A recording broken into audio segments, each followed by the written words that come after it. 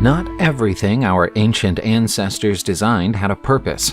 Sometimes they made things simply for the sake of artistic expression or because the mood took them. Today, it's hard for us to tell what was made for the sake of art and what was made for the sake of practicality. Sometimes it's hard to know why or how something was made at all. The things left behind by our ancestors can be truly baffling, as you're about to see. Burying people inside wooden coffins is a fairly standard practice for many cultures all over the world, and has been for thousands of years. It's far less common to bury somebody in an entire tree trunk, but we know of one Iron Age woman who was considered worthy of such an honor. In 2017, archaeologists digging at the site of a school in Zurich, Switzerland, were delighted to come across the remains of a woman who was laid to rest inside a hollowed-out tree trunk around 2,200 years ago. Scientific analysis of her bones revealed that she was local to the area and probably grew up in Limmat Valley. She was buried with bronze bracelets, a bronze bell chain, and a chest ornament covered with pearls of yellow glass and amber. She was approximately 40 years old when she passed away. Experts in Switzerland have never seen a burial like this before and aren't sure what to make of it. It's possible that she was a tribal leader, or even a member of an ancient royal family, but that's as close as we're ever likely to get to knowing her identity. Now we move from the Iron Age to the Bronze Age, and from Switzerland to Lebanon. That's where archaeologists found the ruins of an ancient palace in 2019, and inside that palace, they found works of art that they've described as the ancient forerunners of fresco painting. The floor paintings, which feature a botanical motif, are approximately 4,000 years old. The place is in Sidon, which is on Lebanon's Mediterranean coast. The frescoes are currently the oldest known examples of the fresco technique being employed anywhere in the Mediterranean region. Aside from featuring a tree of life, which is a symbol that also appears repeatedly in Viking imagery, the frescoes feature a procession and a hunting scene. In each case, the paintings were applied to plaster that was still damp. Interestingly, one of the colors used in the design is Egyptian blue.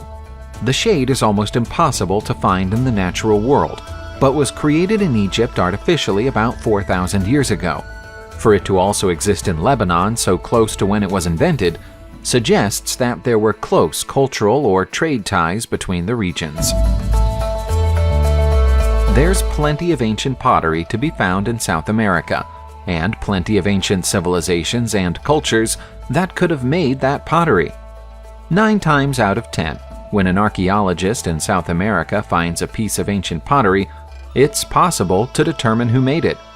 That isn't the case with the pottery that was found by archaeologists in Ecuador in September 2017. We can understand why scientists are having a hard time identifying the origin of these ceramic fragments, though. It's 6,000 years old, which makes it the oldest ever found in either South or North America. The discovery was made within the borders of an ancient settlement called Real Alto, which is thought to be one of the first sites in the Americas to be colonized by outsiders. It's possible that the San Pedro culture created the ceramics, but it's impossible to be sure of that. We know that the San Pedro culture existed here once, but the role that they played in the fabric of pre-Columbian America has never been clarified. It could just as easily be the work of a hitherto unknown culture. A crossbow is designed with a very specific task in mind. It's an offensive weapon, and it fires bolts designed to puncture the skin, or in some cases, the entire body.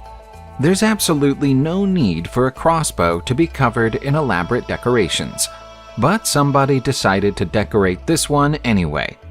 It's part of the Wallace collection in a museum in London, England, but the opinion of the museum is that it was crafted somewhere in Bavaria between 1450 and 1470. Whoever made it did a masterful job. The body of the crossbow is covered in delicately carved scenes, including St. George and the Dragon, a naked couple dancing with each other, the martyrdom of St. Catherine of Alexandria, and some dogs pursuing a stag. Quite why all these images are etched into the same artifact is unclear, but then again the reasons that the crossbow is so extensively decorated in the first place are unclear too. The artifact is made from wood, steel, horn, iron, and gold, so it's an incredibly valuable piece. It would probably be fairer to call it a work of art than a weapon. Next up, we have a remarkable discovery from February 2020. A team from the University of Chicago in the United States believes they've discovered the remnants of a 3,400-year-old ancient kingdom while studying a site in southern Turkey. Not only that, but they believe this kingdom's forces may have destroyed those of King Midas, Phrygia's famed leader, on the battlefield. After a farmer told the university team he'd spotted weird inscriptions etched onto enormous stone markers on his land, they were enticed to the Turkmen Karahoyuk region. The farmer didn't understand what was written on the stones, but the specialists did. It's ancient Luwian, the region's indigenous Bronze Age language. If the stone is taken literally, it is a monument erected following the triumph over Phrygia. The evidence suggests that this magnificent kingdom once encompassed 300 acres, making it one of Bronze Age Turkey's largest ancient cities. It's unclear how a city of this magnitude escaped archaeologists' attention for so long, but it creates a whole new chapter in this region's history. Many of the stories of King Midas are nothing more than myths and legends, but it appears we now have some genuine historical context to go with them. Humans have worn jewelry for as long as they've worn clothes, but our taste in jewelry has changed extensively over the years. For example, if you were around in Karahoyuk, Turkey 8,500 years ago, you'd have found that it was all the rage to wear pendants made from human teeth. Proof of the existence of tooth pendants was found by archaeologists in the Karahoyuk area in December 2019. Never before had the practice of extracting and wearing human teeth at this point in history been documented in this part of the Near East. The teeth recovered from the scene have been carefully drilled with a cone-shaped micro drill, similar to the implement that these ancient people used when creating bead or animal bone necklaces. Historians believe that the teeth probably belonged to the parents or more distant ancestors of whoever wore the pendant, and so the wearing of the accessory could be interpreted as a form of ancestor worship. That's an interesting theory, but without more evidence to back it up, a theory is all it is. They could just as easily have been teeth that the owner of the pendant punched out of somebody else's head in a fight. If you've ever wondered what our ancient ancestors fed their babies and how they went out feeding them, the answer may surprise you. They fed them milk in bottles, just as we do today. This conclusion has been reached after an extensive study into ancient clay vessels found at locations across Europe, which ended in 2019. Inside the vessels, all of which are roughly 3,000 years old, scientists have found traces of animal fats. The presence of the fats suggests that the vessels once contained animal milk. It's believed that this milk was given to young children as a supplement to breast milk, or as a replacement in cases where breast milk could not be provided. The animal fats are too badly degraded for scientists to be able to tell what kind of animal they came from, but there's a high probability that it was either cows or goats. Humans first began to consume dairy products around 6,000 years ago, so it's possible that babies have been fed animal milk since that time. But this is the oldest definitive evidence of the practice recorded thus far. If you were unlucky enough to be in Pompeii when Mount Vesuvius erupted in the year 79, your day would have been bad enough without an enormous boulder landing on your head.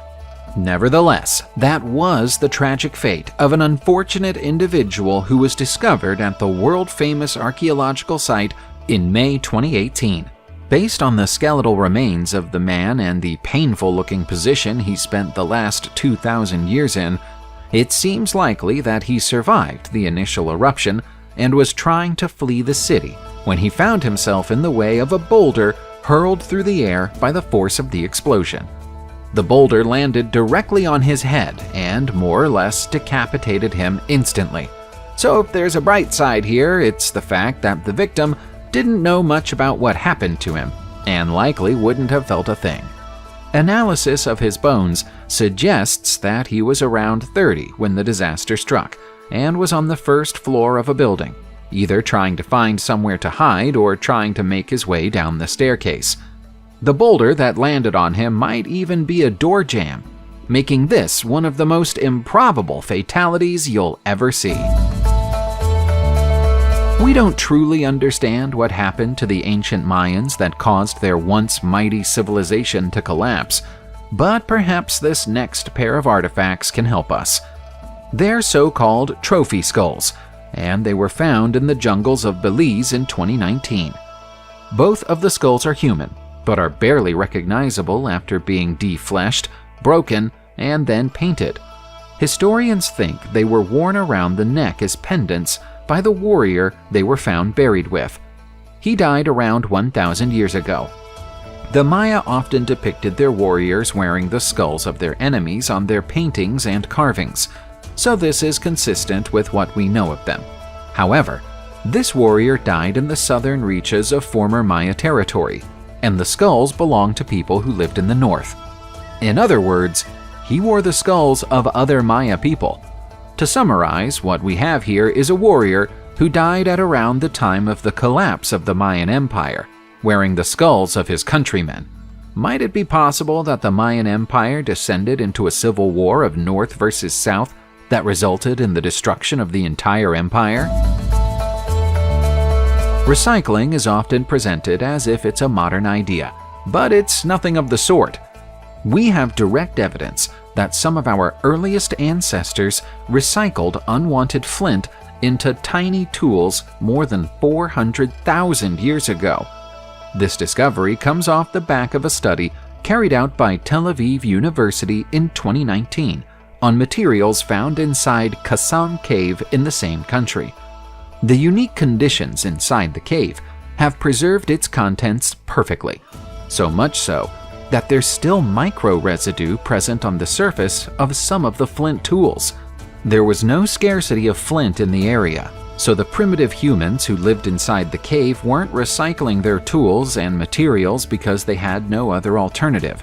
It was a conscious decision to reuse the raw materials rather than throwing them away.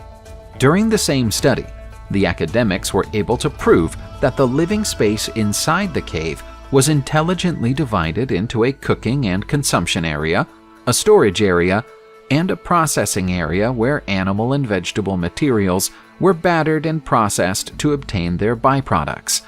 This is a far greater degree of sophistication than we generally associate with people of this era. There isn't much left of our next discovery, but there's enough to give us a unique insight into ancient battle technology. It's an Iron Age shield made of bark, and it was found in the Everard's Meadows area of Leicester, England in 2019. Experts at the scene say that it was discovered next to what was once a livestock watering hole. The badly broken shield is the only one of its kind ever to be found in Europe.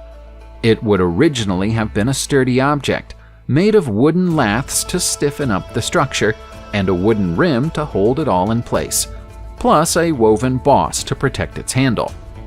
Artifacts that have been discovered in the British Isles in the past have proven that the country's Iron Age occupants knew how to make bowls and boxes out of bark, but this is the first time bark has been seen in an ancient weapon.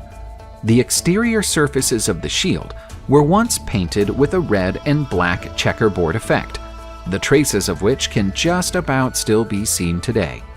The spear point marks in the shield tell us that it saw a lot of action, so while bark might not seem like the most obvious material to make a shield from, it certainly appears to have been effective. Humans have been drawn to psychoactive, mind-altering chemicals for as long as we've known they exist, yet the reasons people use them have evolved considerably through time. Let's take a look inside this shaman's backpack to see what we mean. It was discovered inside a rock shelter in Bolivia's Andes mountain range in 2019, where it had been preserved for over 1,000 years by the climate. The bag is made from leather and contains the basic ingredients of ayahuasca. Combine these ingredients in a drink and pour it down your throat, and you'll be experiencing vivid hallucinations in no time. These visions held the secrets of the future for a shaman. The shaman's visions were meant to be experienced alone, so they'd often travel to a distant rock shelter like the one where this was discovered to carry out their rites in peace. Snuffing tablets, llama bone spatulas, and a bag made of fox snouts were also included in the bag. All of these things were presumably sacred to the shaman, so we're left to question why they were discarded in the rock shelter. The most likely but least appealing scenario is that the shaman fell from the rock shelter to his death while hallucinating. Subscribe to the channel, turn on the notification bell, and enjoy watching new videos on my channel. Thanks for watching, and see you soon!